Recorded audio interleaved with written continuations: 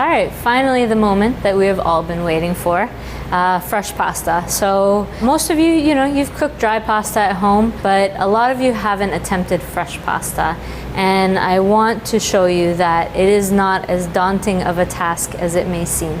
Making fresh pasta is actually very, very easy. Today we're going to make two types of fresh pasta dough. We will be actually making and cooking a cavatelli dough, which is a flour and water dough, but I'm also going to show you as a little bonus about egg dough as well. Because when talking about fresh pasta dough, there are two basic types. Of course, there are variations on each, but one is an egg and flour dough, and the other is a flour and water dough. So typically egg and flour dough, so an egg-based dough, is a northern Italian pasta. Egg dough makes tagliatelle, pappardelle, ravioli, agnolotti, tagliarin, many different types of pasta that we all know and love. And then durum, so flour and water dough, comes typically from southern Italy. You'll see this in Puglia, in Basilicata. This is a pasta dough that is a peasant dish really at its best, because the southern Italians, who were typically poorer than the northerners, learned to make something out of nothing. They took this flour, this durum wheat flour, that is a winter grain of wheat. It's one of the hardest grains of wheat. The flour that they milled from it is not good for making bread, not good for making pizza, but man, is it good for making pasta. So they took this, seemingly useless grain of wheat, and they learned to make something beautiful out of it, which is the southern Italian cavatelli, orecchiette, things of that nature. So we're going to touch on that as well. Fresh pasta, some of the differences, the cooking time is going to be a lot less often for fresh pasta. It's not going to have that same al dente bite, but that's not to say that it doesn't have a bite. So learning the nuances of that, learning how to cook it. If we're talking about a fresh filled pasta, knowing that you salt the water slightly less for that. So little things that make a big difference when you're cooking pasta. This is really fun because making fresh pasta is relaxing. I love doing this. Whenever we have a class, it's pasta for 40 plus people, and we make it all by hand here by choice because it is that much fun and it is relaxing. So if it's not relaxing, you're doing it wrong. Our ingredients for our fresh pasta, for the first one that we are going to make right now, we have beautiful farm fresh eggs, and then we have some all-purpose flour as well. You'll notice that I have a scale here. So the reason I have a scale, and I'm going to talk about this very briefly, when you are cooking, baking, certain times you're going to be asked to measure things in grams. Now, this is the most accurate way to do it. I understand that a lot of you likely don't have scales kicking around in your kitchen, but you can find them at a lot of kitchen supply places. You can find them at a lot of different stores. They're not that expensive, and they're a great investment, especially if you like to bake and especially if you like to make pasta. This will make your experience a lot smoother because it allows you to be more exact. As much as pasta making is incorporated into the whole idea that cooking in general as opposed to baking is there are very few rules. It's more free. In order to really dial in your pasta making skills, it is nice to have a scale. Again, the general idea is that 1 egg to 100 grams of flour. If you're using a duck egg, it's slightly bigger, so you need 10 to 15% more flour. So it's 110 or 115 grams of flour in addition to what you're already doing. So a tool that I did not mention before that is nice to have when making pasta, this is called a bench scraper. This is a tool that's great for a lot of things in the kitchen, so it's nice to have. It comes metal with a wood handle as well. You don't need this. You could just use a fork, and you could, of course, just use your hands, so don't worry if you don't have it. So we are first going to make an egg pasta dough, and then I'll get into the ingredients for our next pasta, cavatelli. All right, so I like to make this on a sheet pan. That could be because we are in New York City, and if you live in New York City, this is about the size of your countertop, so it helps. But it also helps to alleviate a lot of the mess and the cleanup that goes along with this. And again, the goal is to make this as easy as possible for you because I do want you to make this at home. All right, so we're gonna start off by taking our all-purpose flour and just dumping it into a mound on our sheet tray. Okay, using your fingers or a fork, you'll go ahead and make a well in the center, big enough to hold 4 eggs. So on a flat surface, you'll crack your eggs. It's always best to crack your eggs on a flat surface because then you avoid pushing shell into the egg. So again, it's very important that you use very good fresh eggs for this and very good fresh flour because this is literally only 2 ingredients. All right, so this is how much salt is in pasta. For this batch here, we'll probably make enough pasta for 10 people. That's why we have to heavily salt our pasta water. So with a fork, we will dump these eggs into the center.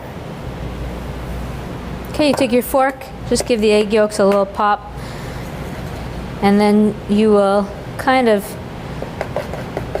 gently push outward, and that helps to incorporate the flour. Don't worry if your eggs breach the well. It's more of an it looks cool thing than anything else. And as you go, you slowly kind of bring the flour into the center. Now the hardest part about making pasta dough is actually just the kneading. After that, there is a name for everything, including mistakes. Mal tagliati, for example, are just odds and ends of pasta. So there's that, and there's also stracci, which are just pasta rags. So you really can't make a mistake once it comes to the shapes. But again, the hardest part is actually kneading the dough. So I'm going to start kind of knocking my flour a little more into the center. Now, pasta dough in the beginning looks like a big shaggy mess, and that is all right. It doesn't look like much, but trust me, it will come together in the end. So the reason I like to use a fork initially is this helps to keep my hands a little bit cleaner, stops the dough from sticking to my hands, and therefore there is of course less waste. Us Italians, we don't like to waste anything.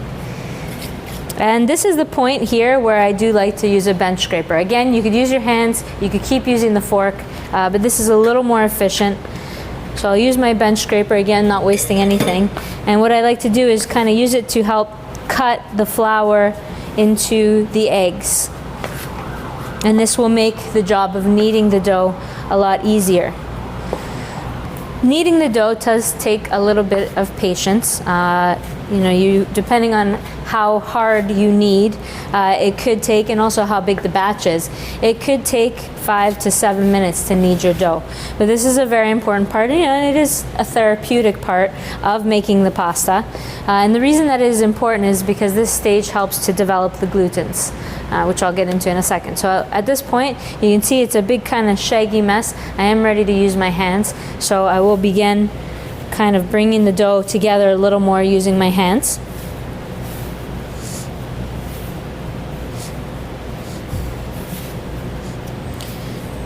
So once it has mostly come together, and if you get any excess dough stuck to your hands, just kind of go over to the side, rub your hands together with a little extra flour if needed, and they will come clean.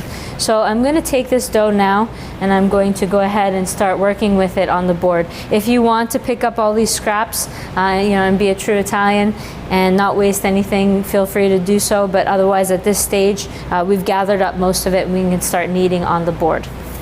Using the heel of my hand here, I'm going to begin working the dough because this is going to give me the amount of strength that I need to do so. So I'm going to press in, I'm going to flip the dough, press in again, quarter turn, press in. And you get into a little bit of a rhythm and it becomes very easy. You can also use both hands. help speed it up a little bit. So I'm developing the glutens at this point, which is the structural component, the strength of the pasta. So this is very, very important. And the dough, again, doesn't look like much, doesn't feel like much just yet, but with a little patience, it does come together. And you'll notice the dough will start to become smoother. And you'll also notice something that's very important. The dough will become tighter. The reason that the dough is becoming tight, again, is that developing of the glutens, but this is a sign that you're going in the right direction and that it is almost ready. And how you will know when your dough is ready, and this goes for both egg dough and flour and water dough, is that when you press your finger into the dough, so the finger test, when you press your finger into the dough, your fingerprint should bounce back. That is how you know your dough has been kneaded enough, because it has become very tight. So let's give this a look here. So bring your dough into a nice tight ball, press your finger into it, and you'll see it is bouncing back. It could use probably about another minute or so of kneading, but it is ready at this point. So I need to take this dough and wrap it very tightly in plastic, because if I were to work with unrested dough, it would tear and it would retract back to its original size. So it's very important that you allow this dough to rest tightly wrapped in plastic so that it does not dry out for a period of around 30 minutes or so. But how you will know it is ready is when you press your finger into the dough, your fingerprint will then remain, and it'll stay there all day long because the dough is nice and relaxed, it's rested. So again, just to reiterate, this pasta dough, an egg-based pasta dough, makes tagliatelle, pappardelle, agnolotti, panzotti, triangoli, a lot of different pasta shapes. So it's a really, really good pasta to know how to make. Very important, again, to tell you that fresh pasta should always be made or bought fresh. What does that mean? That means that yes, they do sell dried tagliatelle, dried orecchiette, dried pappardelle, but no, you should not buy them dry. You should always make or buy them fresh. A fresh pasta is fresh for a reason. So very, very important that you remember that. So this is 100 grams of flour to an egg. And 100 grams plus one egg will make enough pasta for, figure, about 2 people, but it's always nice to have leftovers. So I would go a little bit more than that.